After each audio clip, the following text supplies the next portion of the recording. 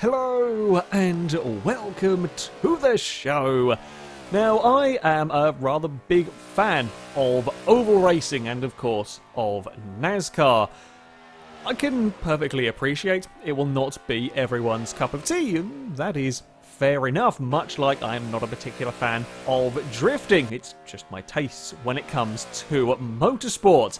Certainly, oval racing in general is a lot more difficult than a lot of people, certainly a lot of Europeans, will assume it to be. There is a lot that goes into it, and I thoroughly enjoy the challenge. Yes, it's a very different challenge to conventional circuit racing, but there is a hell of a lot of challenge involved with it. However, while we did have a NASCAR expansion, of course, come in Forza 6, oval racing itself has been very, very difficult to get working properly. You see, certainly when we have Daytona to play around with, a big, very, very fast oval, the collisions in previous Forza games were never good enough for us to properly do ovals. Finally, in Forza 7, they have fixed. The big issue was, of course, as you are racing ovals, even at a place like Homestead here, that is a little bit, I say a little bit slower, you aren't constantly in a big old group of cars, there are going to be bumps between the vehicles, and collisions in Forza games of old were too erratic. Occasionally you would be able to bump draft and help sort of teamwork your way around a lap, but often that would break and screw over cars behind you, and collisions would get very weird, or small knocks would send cars spearing off the road, which meant if we wanted to go racing with a proper NASCAR, or if we wanted to go racing with something a bit sillier, such as this NASVAN, it just never worked. We tried, it failed. Yes, any fool can get fast cars and have them, crash at high speeds around an oval. That isn't difficult, but to try and get them have proper good racing, that was the challenge. And yeah, after a few games, finally, we are able to do it. Now, naturally, of course, we wanted to go racing with, or I wanted to go racing with the silliest vehicles, and the vans seemed like a good option. Now, to make the racing interesting, they needed a lot of power. You see, when we have them completely stock, they'll sit in a slipstream of each other and you'll never be able to get out of it. But by giving them, well, the V8 racing engine, that is 825 horsepower lifted straight from, funnily enough, a NASCAR, they are pretty bloody fast. In fact, they are very fast in a straight line. They'll do about 190 miles an hour, and that is with the fact that I have tuned the aero to give them a little bit more stability, because they're a little bit on the wonky side. Now, unfortunately, when it came to the racing, we couldn't get a rolling start to work. The game just wouldn't let us have a rolling start when it came to doing these races. I don't know why. It works in single player, works in free play. It wouldn't physically let us select a rolling start for multiplayer. So, yeah, we were having to do a standing start. We could try and manually set up a rolling start, but that has its all inherent problems as well. So, we decided just to go straight from the off. The opening lap here, things were going relatively well. Things were going relatively well at Homestead until vans ahead tried to go 3 wide. I get some oversteer. Oh, I guess I should say I was getting loose out of the final corner. Managed to gather it all back up. 2 or 3 vans up ahead did have a spin. Thankfully, they all managed to spin down the track, or say they spun at the top of the track and then came back down at a point where they didn't affect the rest of us. So we all kind of got away with it. They were trying to fit 3 vans wide, which ended with a little bit of a bump. The sort of bump that we had there is a sort of bump that would have murdered vans in previous games, but it got me a bit sideways. We all had to check up slightly, but we all survived that okay. There was somebody driving a fake FailRace van, shall we say. Maybe a replica FailRace van. No, that wasn't me. I'm in the number 24. Either way, the Peugeot liveried van trying to make a move around the outside. One of the great challenges with oval racing, unlike a conventional circuit race, is overtakes can take 2 or 3 laps to come off. Overtakes can take 2 or 3 laps to set up and then 2 or 3 laps to complete. It's a very different sort of driving.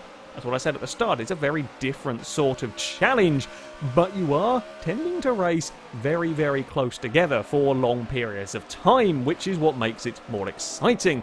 One of the vans that had been involved in the opening bump that hadn't quite spun all the way across the track was able to get back going at the tail end of the field and was trying to make some progress. They're 3 wide up ahead, in the end getting to 2 wide. There were well, a couple of lines that were working. You could run the bottom. If you knew what you were doing trying to get to the top, there was a way to make speed, but a lot of us lacked the experience to actually be able to make it work. In general, firing your van down the inside was the way to go. You're running on the inside, the tighter line, you will be able to brake later into the corner. You'll be able to, I say outbrake the vehicle. You're going to have kind of a big dive up the inside, but you will be slower off the corner. If you know what you're doing and can time it right with running the higher line, you will be earlier on the brakes, but you will also be faster on the exit of the corner. Up ahead, the ambulance was having a fight with another one of the transit. You see the supervan liveried vehicle we are following here managed to make the move stick on the outside, then to the inside at the next turn. There's a little bit of a bump between the pair of them, but again, no real harm done. The vehicle on the outside. In the end, just not quite able to get on the throttle soon enough, and as they were doing that, the Peugeot one is having a look up the inside, but it's going to be quite a big dive, because, yeah, while you are having to brake into these corners, it isn't a huge amount of braking that you have going on here. You could often get away with almost just a lift and coast. Certainly with an actual NASCAR, you can get away with just about a lift and coast around a lot of here. In the vans, you are going to have to brake. They simply don't have the grip. This was the battle for second place. After the shenanigans that went on in the opening lap, the leader was able to pull out a little bit of a gap, and it was a gap that we were simply not able to do much about. Setting very, very similar lap times, but then we start fighting for position. And while fighting for position might only cost us 2 or 3 tenths a lap as opposed to a second or two a lap, that all adds up because, of course, well, we're running 30-second laps. I think we did about 16-lap race in all of this. It does start to add up quite quickly, and the more we fight, the more we are going to be losing time. Maybe you're losing half a second a lap if you try a move and it doesn't quite come off, but the vehicle you're trying to get past runs up wide. In the end here, second place ends up out a little bit too wide. The white, unliveried transit, if you like, tries to get himself to the inside. He stays alongside there, but the vehicle on that outside line has got a good amount of momentum. I get a very, very good run out of that first section. My turn to have a look up the inside as the black and green van is having a sniff around the back as well. And this is a big old fight over that second place. Even though I had got my nose to the inside briefly, that run on the higher line worked out for the vehicle ahead. Again, a lot of us here not that experienced. Not that experienced at all when it comes to running ovals.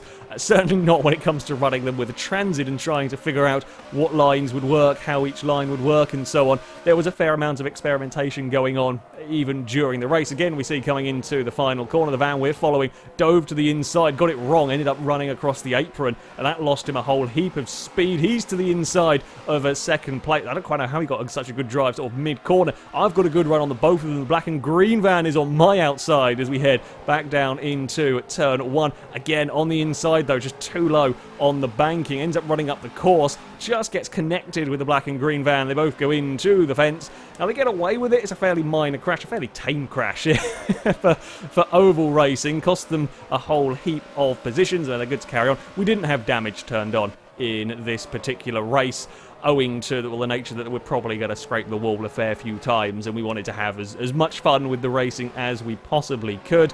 But yeah, there we go. Having been in this big fight over, well, second place, second started to escape away a little bit again in having to check out or check up to avoid that accident. I dropped back slightly. I was now under attack from the mimic FailRace van. I was experimenting, looking at different lines. I'd seen the good runs that people were getting off the top of the course, and I was happy to play around with them a little bit, especially when I knew there was a van underneath looking for a way past. I was never quite sure where he was going to have a dive, and at the end I just overshot the corner a little bit. I was a little bit too kind of non-committal almost in trying to take a line. I ended up very, very high, very close to the wall. Now I can, as I said, you will get a good run out of here, and if you make it work, if you do it correctly, there certainly was a groove up there that was giving some speed. I just wasn't quite confident enough in running it. Of course, the risk you always run as you go play up against the wall is that you'll, well, have a crash. Quite frankly, while you'll get away with a little scrape, yeah, I kind of chicken out. I'm also if anyone's ever watched me do oval racing in any other game, I'm notoriously bad at running a high line. To be fair, this is probably the best I was running a high line ever in an oval race, but yeah, it just wasn't quite working out for me. We saw the black and green van got tangled up a little bit. He got dropped into the pack and then started fighting with everybody else, trying to make it 3 wide again into turn 1. Definitely don't want to hit that apron. He kind of made a pass, initially stick, then runs way, way high up on the banking, loses at the place he made, and then comes under attack from the vehicle behind. Although, having said all that, the black and green van was one of the few that was making a higher line work. Well, a few vehicles actually to get passes done on the higher line. The Peugeot, I think, got a big slide. If anything, the 205 liveried van was struggling the most with a slightly slidey van on the exit of the corners. A few of us would have some wiggly moments if one was very sideways. We see... if one was very sideways, it would be that Peugeot 1. And the field did, of course, start to spread out, certainly, as fights were going on. But on the whole, it was plenty of exciting racing to be had. There was a few vans that kind of got stuck a little bit in no man's land, not close enough to attack, not close enough to kind of having to defend or having anyone to race with. But yeah, there wasn't huge, big old gaps. As I said, the black and green van was making good progress on a higher line as they run into turn 1. The van on his inside carries a little bit too much speed, almost ends up the track into the side of the black van, but they do all get away with that one. And yeah, the black vehicle is up another position. At the front was probably the loneliest race of all. Having started, I think, first or second, the white and red van was able to run away with things as we all fought quite viciously over second and then over third place. He was just that little bit too far ahead for any of us to catch, and perhaps a little bit too fast for the rest of us to do much about. So it would be a relatively straightforward victory for the white and red van. It would be anything but straightforward over third place. Having let the Mimic FailRace pass, I was keen to get that podium spot, although in our fighting we were being caught by the ambulance as we headed into turn 1. There were lots of different lines being tried at this stage. We were all kind of trying something to see if we could make up any ground on the vehicles around us, and there's all the little mistakes from us carrying too much speed into corners. I made a small mistake going into turn 1, carried a bit too much speed, the ambulance on a much better line. Second was a little bit out of our reach at this stage, but when that Mimic FailRace ran too deep around the final corner, that was the opportunity that I was looking for. As the leader was going on to his final lap, absolutely out in no man's land, I was on the hunt for that third place. We were trying 3 kind of separate lines around turn 1. The ambulance right on the very bottom, me kind of more in the middle, the orange van struggling a little bit for speed, and of course now he's coming under increasing pressure. You make a small mistake, you're going to lose that place. Ambulance goes very high into the final turn. The orange van wants to take away that line from me that had been working on the bottom, pretty much bump him around the final corner, but no space for me there. I'd have to settle in the end for a 4th place.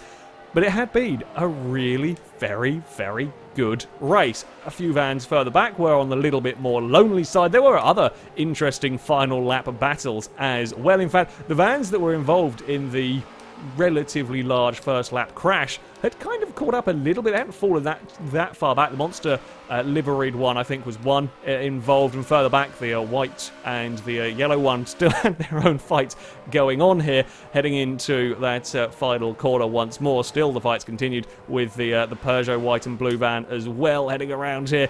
Gets himself to the inside, but a big slide from the Transit would not help his cause. In the end, losing out to the monster vehicle.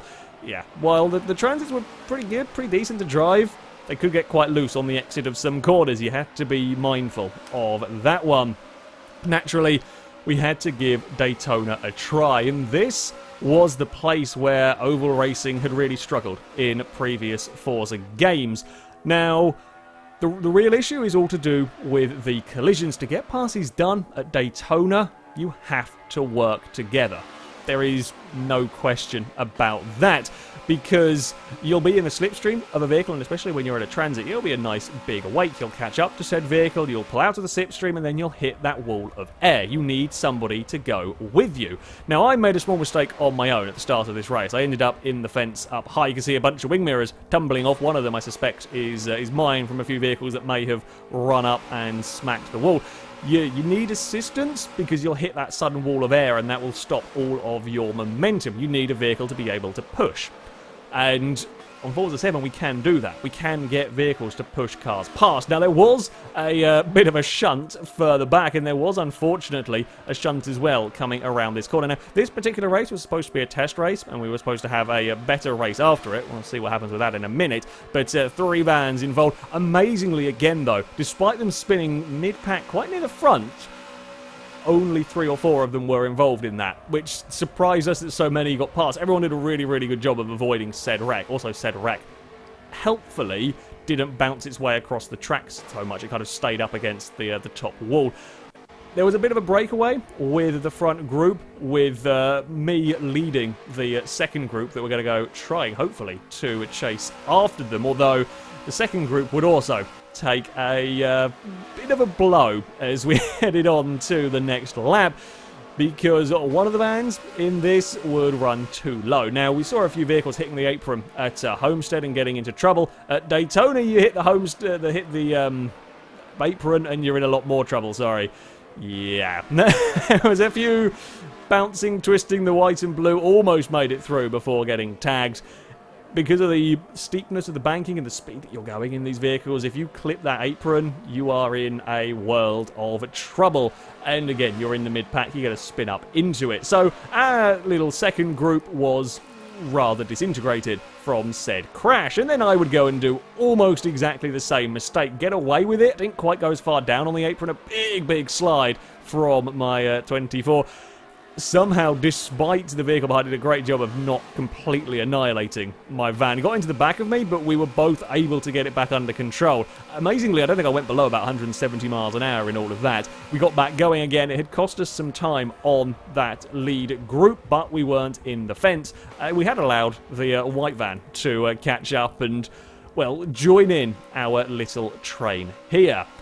The issue we were now having is that the groups were fairly spread out. It was the whole trying to overtake the vehicle ahead. You needed help. You needed some teamwork to be able to get any moves done. And we were just too spread out at this moment in time. And certainly, you know, when it comes to real restrictor plate races, you have very, very large packs of cars working together. You're talking 20 cars working together. And if one vehicle gets out in front or a couple of vehicles get out in front, they can't really get away because the whole pack behind will work together to catch up. And that's not quite what we see in Forza 7. Admittedly, we don't have a big enough pack to test it with, but really 2 vans working together will go as fast as any other number of vans working together. It's kind of what we saw, which means the white van here can't do anything. He'll sit in the slipstream of the orange vehicle, but he can't get past. He'll need someone to help him, need someone to give him a bit of a nudge to try and find a way past, and that was the issue the black and green van was finding as well. This fight over third place, it was clearly faster. He had the speed, he could get in good positions, he could get very good runs, in fact, on the Peugeot van, and if he had some help, i.e. from me or from the vehicles behind me, could probably get a move done. Now, this is admittedly a rather strange race for Daytona. Normal Daytona races or Talladega races, these sort of things won't happen in this particular form, but with it being Forza, with the Forza physics in regards to the draft, and with a number of incidents early on with this particular race, meant that we were stuck with very, very small teams. The one team that were working together was our little train of 3 further back, and we saw this story elsewhere as well, with some of the vans caught up in the early incidents. Again, they would get going, they would get stuck together, often in pairs, and then be unable to really do too much about it. Now, as far as, you know, making NASVAN work and make it as most spectacular thing as possible, yeah, it's a little bit of a... It's a little bit of a shame. It's just kind of how the physics played out, but The good news was, it's a lot more promising than we'd ever seen in previous games. The leaders continued to circle in this format for the remainder of the race, unable to really do too much about it. The red and white van was kind of close. There was almost a gap as they came around for the final time. Could almost shove the nose up the inside. He gets it alongside, I think, briefly. Actually loses the back end ever so slightly. Had he not slid the van that tiny bit, might have been able to outdrag the Mimic FailRace to the finish line, but was unable to do it. Now, as I said, working in pairs hadn't really worked so well for other vehicles in terms of catching up. Our little group of 3, though, did manage to find some speed, and we aren't quite sure how we did it. In the end, the yellow van, I don't know if he made a mistake somewhere, would drop off the tail end, but certainly, as the black and green was looking for a way past the Peugeot, me and the van behind were happy to just work together. We weren't trying to overtake each other, we just worked together to catch up to this group, and we did. In a space of a couple of laps, we were not that far away at all. We also don't quite know how I suddenly got a big enough shot out of one of the corners that really pulled me onto the tail end of the group ahead. Now, there wasn't a direct bump, but I carried amazing speed up towards the group. I left the van behind me for about 60, 70 feet somehow out of that corner. I got a mega drive as I got caught onto the toe of the vehicles ahead, and now we were going to see a little bit more of the pack racing, of the group racing. Yeah, there was only 4 of us, but it was an interesting one to try and pan out. Now, the Peugeot was happy to run around the bottom. I was keen to try and help the black and green van past. I was happy to try and run high. One of the difficulties when it comes to Forza, of course, is we're all racing, most of us racing on a controller. Running ovals on a controller is very difficult. I actually get a little bit too much twitchy on the steering, end up below the black and green van and slightly betray him. Wasn't my intention, but I couldn't get back up high again without turning him, so I ended up having to sit and run the bottom. I got a mega run on the bottom from this one, so was going to be able to make the pass stick. As we go into the final corner, the Peugeot leaves a gap, just runs a little bit too wide. I can shove my nose underneath, and while we'll both come off the turn side by side, I get some help as we're running towards the line. The black and green van falls into line behind me as we cross the finish line on that final lap. In fact, as we went to go on to the cooldown lap, as we have to have, so the replays don't cut off, the van that helped me catch this group was actually carrying amazing speed, and as we all fought our way through the next corner, he had an amazing run on the outside, almost managing to sweep up the pair of them. So if the packs had stayed together, yeah, it was looking very positive.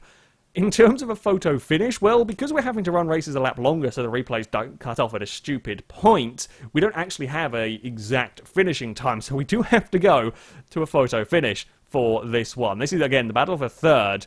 We know Forza counts when vehicles finish is when the wheels cross the line, and the Peugeot van gets it just. It's the tiniest of margins. The tiniest of margins, but his front wheels are slightly further across the line than mine. But yeah, it was a brilliant end to that race. So when we went to try and do, I say the proper one, we went to try and do it again, to try and have, keep the bigger pack together. We were running out of time in the evening we filmed this. This was going to be the last attempt. We either had a good race or we wrecked, and a bit of lag caused a humongous wreck.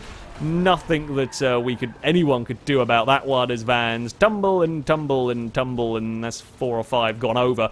I amazingly get to film everything. I got kind of spun down the track and could just sit and watch the mayhem unfold from quite a little viewpoint.